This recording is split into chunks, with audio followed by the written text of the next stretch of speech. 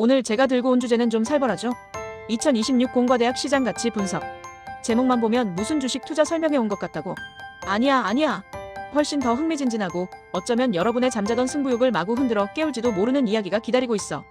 이건 말이지, 우리 대학들이 사회에서, 특히 아주 냉혹한 취업 시장에서 어떻게 평가받고 있는지, 그리고 그 평가가 우리 삶의 다음 챕터에 얼마나 결정적인 영향을 미치는지 아주 솔직하게, 그리고 때로는 가감 없이 까발려볼 시간이야.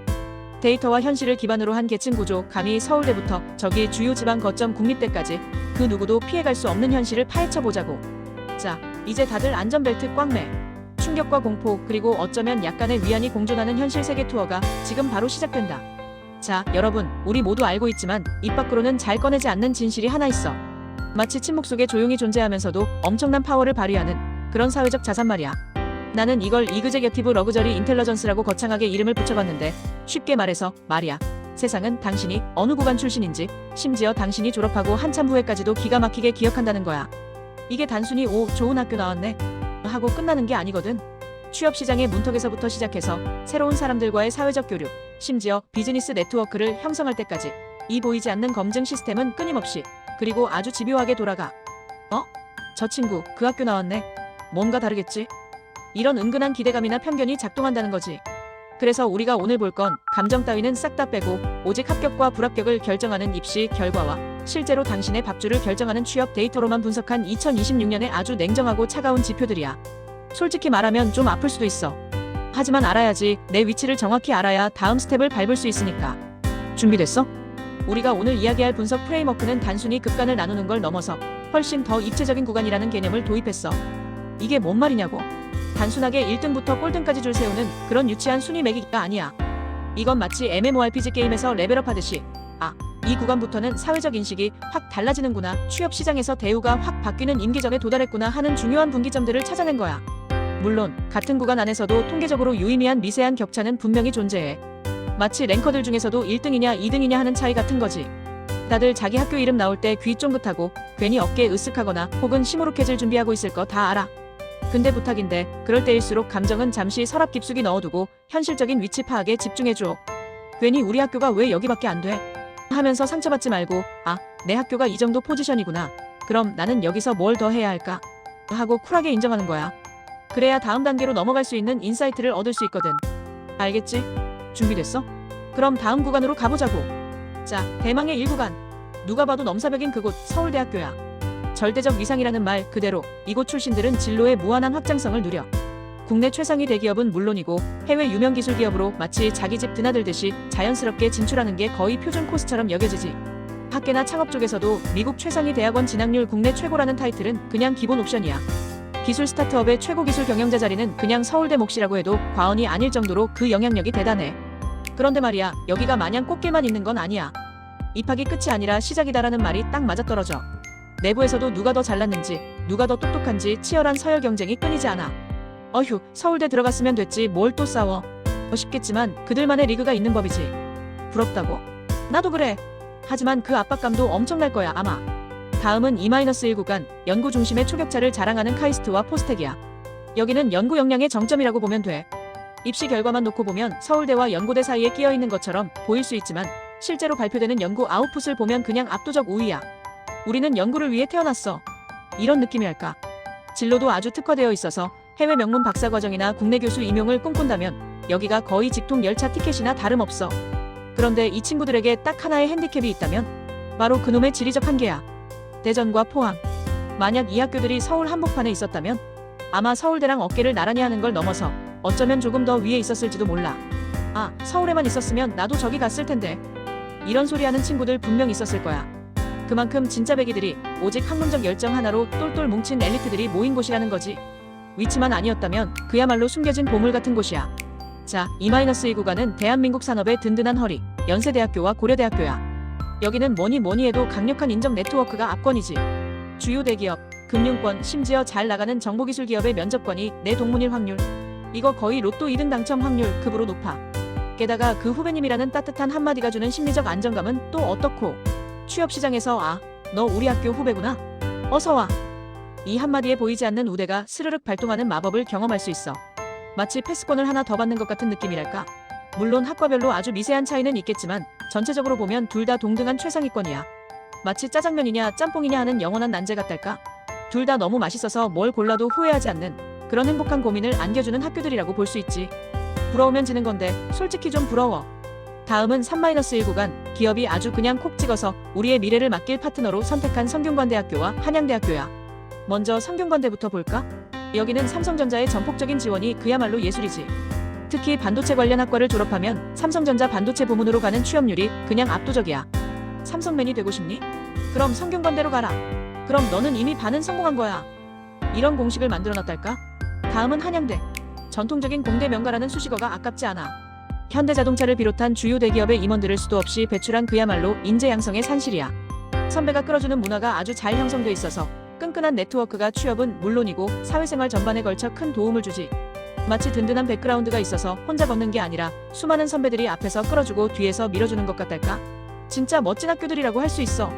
자, 3-2 구간은 실속과 전문성으로 똘똘 뭉친 학교들이야. 서강대, 유니스트, 지스트, 디지스트, 중앙대, 그리고 켄텍까지. 서강대는 소수 정예 시스템으로 아주 유명하잖아. 학생 한 명 한 명을 꼼꼼하게 케어해주니 취업률이 건재할 수밖에. 여기 가면 졸업할 때까지 혼자 두지는 않겠구나 하는 든든한 느낌이랄까? 그리고 과학기술원들, 즉 유니스트, 지스트, 디지스트 같은 곳은 등록금 면제에 최상의 연구 환경까지 제공하니 연구직이나 대학원 진로를 생각한다면 여기보다 더 좋은 곳이 있을까 싶어. 다만 지방에 있다는 이유로 입결이 조금 저평가되는 경향이 있는데 이건 거의 숨겨진 보물을 남들 모르게 찾아내는 것 같은 기회라고 볼 수 있어. 중앙대는 소프트웨어 분야에서 엄청난 상승세를 타고 있고 켄텍은 에너지 특화 신생대학으로 미래를 주도할 인재를 양성하고 있지. 여기는 말이지 투자 대비 수익률, 즉 ROI가 아주 좋은 곳들이라고 볼 수 있어. 똑똑한 선택을 한다면 엄청난 결과를 얻을 수 있다는 거야. 남들 다 가는 길 말고 나만의 길을 개척하고 싶다면 이곳들을 눈여겨봐야 해. 자, 이제 4구간. 여기는 바로 브랜드 파워의 마지노선이야. 서울시립대, 경희대, 이화여대가 여기에 해당되지. 무슨 말이냐고? 쉽게 말해서 이 구간이 학교 이름만으로 취업시장에서 아직은 가점을 받을 수 있는 마지막 구간이라는 거야. 여기서부터는 슬슬 너의 진짜 능력은 뭔데? 라는 아주 냉혹한 질문에 스스로 답해야 하는 압박이 시작된다고 보면 돼. 하지만 각 학교마다 또 기가 막힌 장점들이 있어. 서울시립대는 서울에 있는 국립대 수준의 등록금이라는 어마어마한 가성비를 자랑하고 이화여대는 여성 엔지니어라는 희소성과 함께 글로벌 기업들의 선호를 한몸에 받고 있지. 여성공학 인재. 와우! 이런 느낌으로 말이야. 경희대는 캠퍼스 라이프와 공대 커리큘럼의 조화가 매력적이지만 수원용인 캠퍼스 위치는 좀 고려해봐야 할 사항이야. 서울 아닌데 괜찮을까? 하는 걱정 충분히 이해해. 그래도 여전히 좋은 기회가 많은 알짜배기 학교들이라고 할 수 있지. 자, 5구간. 여기부터는 개인 역량과 스펙의 전장이야. 건국대, 홍익대, 동국대, 그리고 인하대, 아주대가 포함되지. 서울에 위치한 건국, 홍익, 동국대는 아무래도 서울 인프라 덕분에 선호도가 계속 올라가는 추세야. 서울에서 대학 다니면서 인싸 생활도 하고 싶어 하는 로망이 여기서 제대로 발동하는 거지. 반면 인하대와 아주대는 어떨까? 인하대는 항공물류, 아주대는 전자소프트웨어 분야에서 여전히 강력한 파워를 가지고 있지만 안타깝게도 과거의 압도적 위상에 비해서는 조금 옛날 이야기가 되어가는 현실이야. 라떼는 말이야 하는 이야기가 되어간다고나 할까? 물론 여전히 훌륭한 학교들이지만 말이야. 그래서 이 구간 친구들에게는 한 가지 전략이 아주 중요해. 바로 학교 이름보다는 직무 관련 스펙 확보가 필수적이라는 거야. 이제부터는 진짜 내가 이 회사에 와서 뭘 할 수 있는데? 구체적으로 말해봐. 라는 질문에 당당하게 답할 수 있어야 해. 정신 바짝 차리고 자기만의 무기를 갈고 닦아야 할 때가 온 거지. 다음은 6구간 지역 거점의 절대 강자들이야. 바로 부산대학교와 경북대학교. 이 친구들은 말이지 지역 내에서 독점적인 지위를 아주 굳건히 누려. 해당 지역의 공기업이나 대기업, 예를 들어 현지 채용 같은 경우에는 그야말로 지역 할당이라는 치트키가 있고 선배 라인도 엄청 끈끈해서 우리 후배는 내가 책임진다. 이런 분위기가 강력해. 우리는 지역 지킴이이자 지역의 명문. 이런 느낌이랄까. 하지만 솔직히 말해서 서울 진출의 난이도는 좀 있어. 서울권 취업 시장에서는 아무래도 수도권 대학들에 비해 경쟁력이 약화되는 부분이 있지. 아, 서울 가려니 좀 힘드네 하는 한숨이 나올 수도 있어. 그래서 결론은 명확해. 지역에 정주하고 싶다면 최상의 선택이고 수도권으로 진출하고 싶다면 조금 더 많은 노력이 필요한 차선책으로 고려해야 한다는 거야. 각자의 인생 목표와 전략에 따라 현명한 선택을 해야 하는 구간이지. 자기가 어디서 살고 싶은지, 어떤 삶을 살고 싶은지 진지하게 고민해봐. 자, 이제 7구간이야. 여기는 철저한 각자 도생의 현장이라고 볼 수 있어. 숙명여대, 한국항공대, 세종대, 단국대, 그리고 광운대와 한양대 에리카까지. 이 구간의 친구들은 냉정하게 말해서 학교가 더 이상 당신의 취업을 자동으로 보장해주지 않는다는 아주 냉혹한 현실을 마주하게 돼. 높은 학점은 기본이고 대외 활동, 공모전 수상 경력, 어학 성적 같은 남들보다 확 눈에 띄는 스펙이 없으면 살아남기 힘들어. 아, 이제는 진짜 내 힘으로 모든 걸 만들어가야 하는구나 하고 깨닫는 순간이지. 하지만 희망은 분명히 있어. 바로 특화 생존이야. 한국항공대는 항공우주 분야에서, 광운대는 전자공학 역량에서, 한양대 에리카는 산학협력 분야에서 강력한 장점을 가지고 있잖아. 이런 자기 학교가 잘하는 특화 분야를 아주 그냥 파고들어서 전문가가 되어야 승산이 생긴다는 거야. 남들 가는 길 나도 따라갔다간 큰 코 다친다는 걸 명심하고 당신만의 특별한 강점을 개발해야 해. 이 길만이 당신을 승리로 이끌 거야. 마지막으로 8-9 구간이야. 여기는 현실적인 목표와 틈새 전략이 그 어느 때보다 절실한 주요 지방 국립대와 수도권 대학들이 속해 있어. 이 구간의 학교들은 실무 중심 교육에 강점이 있는 경우가 많아. 예를 들어 한국기술교육대 같은 곳은 이론보다는 실제 현장에서 바로 써먹을 수 있는 인재들을 길러내서 중견기업에서 아주 선호하고 있지.